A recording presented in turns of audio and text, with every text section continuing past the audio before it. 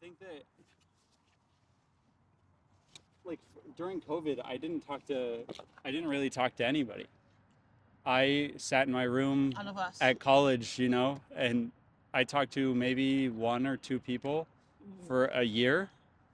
Yeah, And COVID was a hard time for everyone. I guess more so for young people because as adult we could look back at better times, but for you it was your entire system of way of living was knocked out all of a sudden. yeah, No school, no friends, all those things and parameters that one can rely to make what we call a normal life. So I guess it was harder on the youth. yeah, it was kind of weird for me. I was in my senior year of high school In Tennessee, in California, is where in I grew up. California. And like everybody was my friend, right? It was senior year of high school, and then from there I went to San Diego, and I didn't know anybody, and I sat in my room. Oh, Um, and it's so depressing. it's depressing if I wasn't here right now talking to people now. But it's a good story See, now. you're Is that making what? The expression is like making a lemonade out of lemons. yes? But it took time, right? You have to live through that. Yeah. It was tough. It was tough time for all of us. But I'm glad that you can now look back and with that perspective, enjoy today is better. But what are your questions about today and Yes. what we experience, what I experience as a New Yorker, as a human being, so as an immigrant, what? Yes. Three questions. The first question is, Elaine, what is your story? How did you come to be here in New York? Wow, that's a long story. So, um, I came as a student. Um, so that was when Obama was president. So I came Mhm. at a very historical point in America and in the world to have the first black president, not just president, but the leader of the world. So I got my education, part of my high education here, and now I'm working up as a crime analyst for the NYPD. But before that, I also work in the private sector. Um, the biggest challenge, of course, was uh, so many challenges. Uh, so many challenges, right? So, first, the language, right? The American English. It's I'm not sure if you notice there's a difference between the way English is spoken here and the way it's spoken. The way I was starting in school. Um, so that language barrier took me at least a year or so to be able to, not a year, I'm exaggerating here. It took me a while, maybe a few months to get used to the American accent and to really get what people are saying completely. Another challenge was cultural. Uh, the first impression was that Americans were super like direct, and that directness, I not only understand it was directness, but for me it was aggressive, a bit aggressive Mm. because where I come from, you're not direct because directness is aggressiveness. You have to be really like willing to go around to beat around the bush and expect that the other person understand where you're trying to go. Uh, and here was just like you no straight to the point. And my first paper as a student was about like I had to go uh, to overcome that. Like even my introduction would be very long because the French system is like you have to bring slowly your audience, your reader, to the main point. You don't go directly to the point. Let's say you know what you're saying, you say it, and clearly and concisely. So that was uh, that cultural shock in terms of like the way American speaks. They say what they mean immediately. And another cultural shock was that was how easy people, like you go in the supermarket and then someone you don't know, you know, will start a conversation about Mm. their life, what they're living, like very personal, deep stuff, like they know you forever. And I mean, it was just like, I don't know you. For us, it takes time, right, to have that kind of conversation Mm. to with strangers. But that was another cultural shock. Here, Americans Yeah. are very like, how are you? Oh my, um, prices are a bit expensive, right? I don't know. And then from there, they will talk about what they cook at home, um, what the son is doing, and their health issues, and we don't know each other, right? Uh, Another cultural shock was like here in New York, like someone will smile at you, a stranger. I guess it's a way to say I'm not a threat. But for me, it's like you actually, if I don't know you and I'm crossing the street and you're smiling at me, it took me. Now I'm okay because I understand the Yeah. cultural code.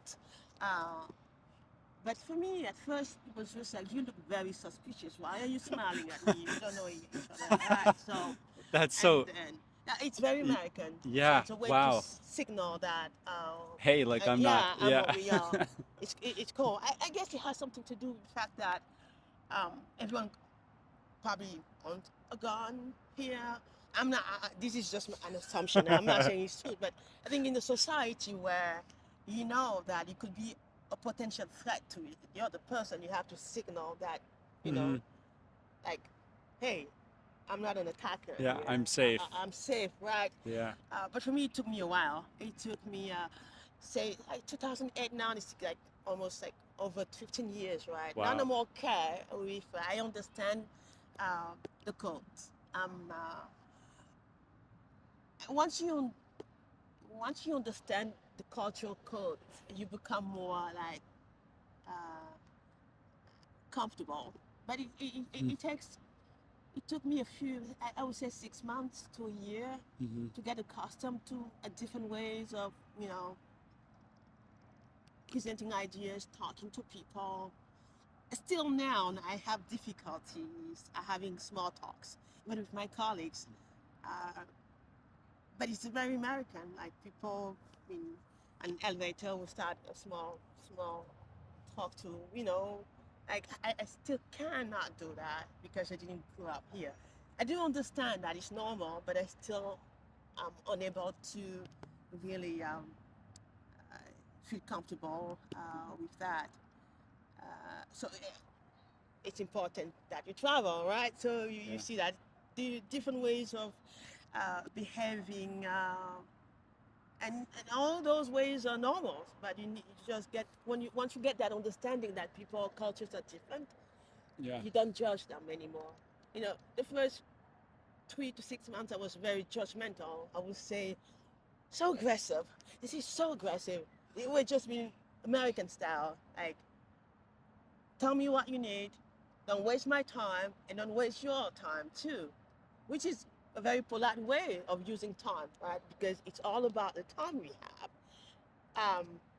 Whereas outside, I grew up in Cameroon, I did some study in France, so I have that more like African, European centric approach to the world, where it's like more like we have small talks when we know each other for years. We've been classmates in school. You know, it takes time Yeah. to build friendship, and it lasts. But here, it's different, and it's normal. But it took me time.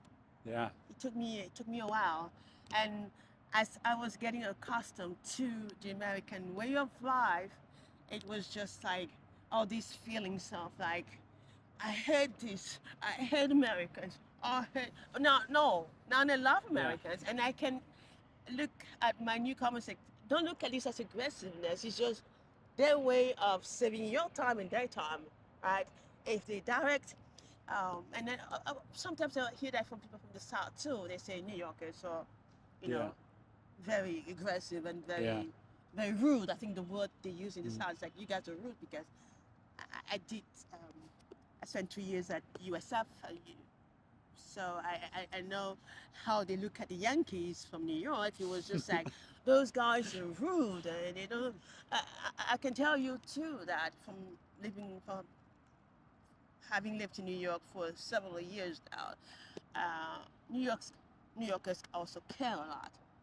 Yeah, You can, if anything happens to you on the street and in New York, we're gonna stop everything to help you, and then you can go on. So it's that tolerance we can only reach towards each other once we get to know the cultural, background. It's important to know about others, to know other cultures. So it's important to travel. Once you have that traveling experience, you become a better human being and more tolerant, I believe. totally agree. I totally Sorry, agree. longer I answer. love your answer though. Very good. Yeah. So it's a good start. It's You good. from New York, then you're gonna go somewhere else, like Mexico. Yeah. You're I young. have You're been. young. You I have. have been. I've See, been Mexico. I've been India and Japan. I I believe in can't. Yeah. I believe in what you're saying. I wish more Americans had their passports and traveled more, that it was more accessible, Yeah. that it was required in school for people to go understand. It's economic. The economic aspect is also there. But America, it's a wealthy country. It should make it possible, Yeah, right? we It have goes enough money in very our government to make that to allow possible, kids. like very simply. Um, I I agree, think. 100% agree. Which leads me to my second question, which is to you, what problem in the world right now is most meaningful? That's tough to limit that to one Yeah, question, to one problem. I mean that it's impossible to limit to one problem. The world is not well. The world we live in is not well, and it's not just climate change, right? Which we can feel. Whether you speak to friends in Africa or in Europe, they'll tell you that the temperatures and everything is just completely out of control and acting out. Uh, but you cannot even talk about climate change, which is very important, without also talking about the economy. I mean, everywhere you look at, there is this uncertainty about jobs, making made worse by AI, and the fact that you know the old order, international order we believed in, and ideas we were taught in school to be long lasting, have been shaped, by. I don't want to talk politics. I know it's not very welcome here, but this is just my yeah, opinion. Like, whatever it means to you. like we went to school and we have been taught about like a certain world orders, certain ideas and values. Like you cannot, you know, invade foreign countries. That when you are a powerful nation, you have to show that leadership in the way you're helping those in distress, right? And and and then we also saw the negative. uh, we learn from history, like we were taught World War II, for instance, in school. Even your generation, I believe, you Yeah, guys were taught yeah, the consequences, the cause and consequences for World War some of them. II. Yeah, Like it was about nations trying to isolate themselves, uh, militarize themselves at you know to the you know they start over um, spending on military you know needs that it started there, and we see all those signs happening right now at the expenses of um, economic stability and economic, not guarantee, because but the world is economically not well, and especially there's no jobs, no certainty for Even for me, I look at the future. I'm not sure if I'll have enough savings for my retirement. And, Mm, people like you yeah. getting started, and it's that uncertainty, economic uncertainty, that jeopardize even concerns about the environment. How can you ask someone living, for instance, in the Sahel to protect nature and trees if they don't have access to gas? No, they're going to chop those trees down because they need to cook. So, so, and in New York City, for instance, the housing crisis, no matter what kind of salary you have in New York, it's hard to really live like you're middle class, right? I think to be comfortable in New York, you need to start having like 200,000 a year. Then you can tell yourself like, I can afford this and I can afford this and that. But if you're not at that, you know, range, you have to wash. You have to wash every expenses because, the rent takes half of your salary. You know, so I don't know. For family with kids, it must be hard because yeah, I'm not sure if I answer your question. I'm all over the place, but Did I guess what I'm trying to say here is difficult to really narrow uh, the main problem we have today in one. Maybe it's one, but there's so many things that go into that one. I would say the most important problem we have nowadays is probably the economy, and the economy is bad because all the parameters are also unbalanced. Like the choices, the political choices we're making, the policy choices we're making as a nation, not just in the U.S. but abroad. It's like this era around the world, whether it's just the U.S. or Soviet Union or China. Um, the policy choices are bad for the ordinary human beings, right? Just bad. And AI also, there's a big question mark on what AI has in stock for humanity, right? They're selling it us as a way to um, improve,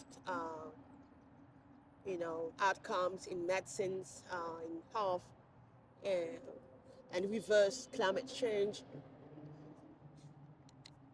It might be true, but what we are experiencing right now is that, and I was reading a paper, New York Times article today, is that there is less entry levels for college educated kids because AI is taking out all those entry levels. So what do we do? What are we going to do for our kids?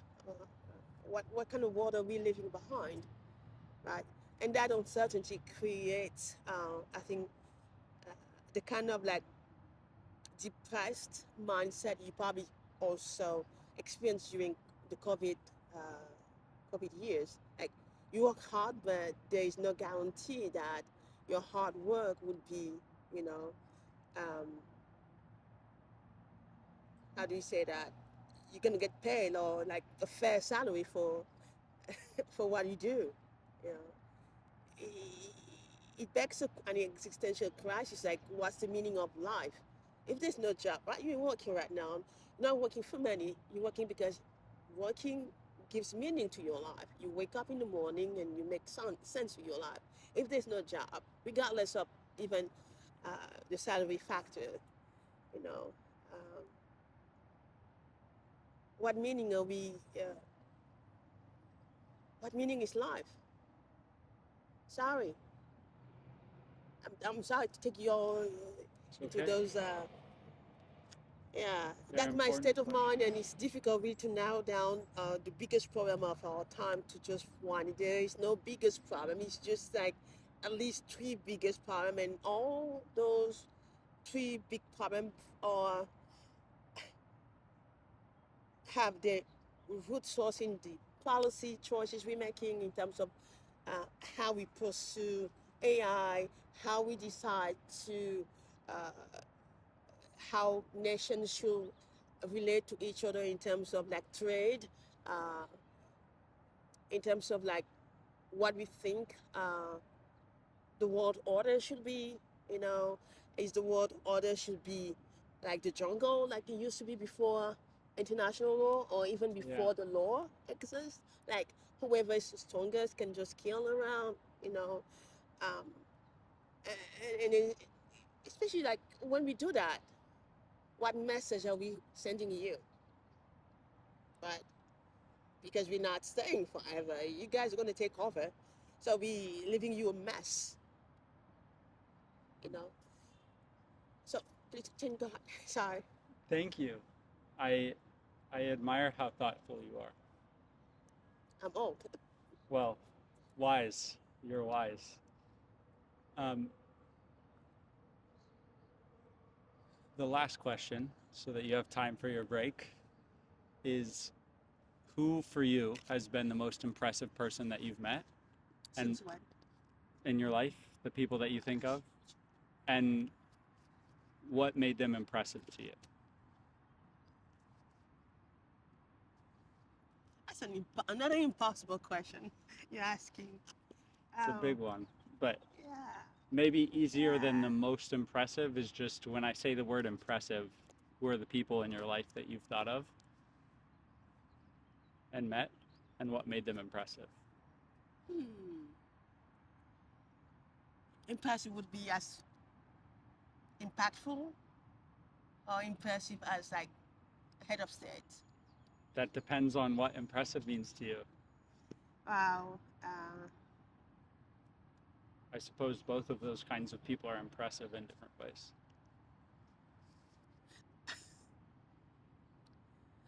I'm becoming a bit cynical. You see, with all that is going on in the world, because sometimes you look at someone and you think that person is like really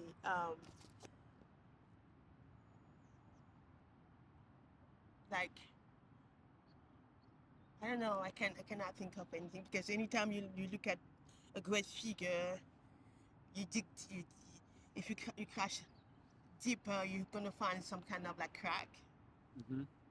I don't know. That's hard. It's not be okay to ask this kind of questions. That's hard question. That's a hard question. This is a hard one. I think my mom, personally, my mom made it possible for me to live my dream in New York. She made it possible for me to have a life here in New York City. I would not have made it here and studied here if I didn't have her help. Uh, yeah, my mom at the personal level. See, it's going to be more than one person. Um, Here in the U.S., I'm sure you're asking the question about we think the United States, like who in the United States really has impressed me. Well, first, tell me about your mom. What about her was impressive to you, or is impressive to you? Her character. Yeah. She was a person of great integrity, um, very strong mentally, and a woman of faith too, and very generous. She passed away. She's no longer with us. Uh, yeah, but in the U.S., I would say Barack Obama because it was all in the air. Barack Obama was like a Nelson Mandela Wow. for Africans and I think for the world in my generation. I also like Hillary Clinton. I think she was very I don't know. I'm not saying this because they're Democrat or Republican. Personally, I'm an independent. But I think, in terms of like competence and qualifications, I think she will have done a great job whatever she did, whatever she, I think, yeah. Yeah, one person, narrow it down to one person who, I don't know, uh, a few names: Barack Obama, Hillary Clinton, Yeah. impressed me in the American politics. Not because they were Democrats, no, no, no. Just because they saw them as well qualified Americans that were really trying to do the best for all America. Um, um, who else? What about Barack Obama? You've mentioned him a few times. What are the things about him that you see are like Nelson Mandela that are like what brings him to mind so many times? I think he really tried to be a president uh, to and for all Americans, um, in a country that is so great but also so divided in terms of like political choices and convictions. And it's also a very religious country. It's unbelievable. Like when from abroad, I think America is this like liberal democracy where they barely talk about God, but this is really what you guys are in the coins. Like in God, you trust. Like faith seems not faith, but religion seems to play a big role in American politics. Um, Hmm. but I think it's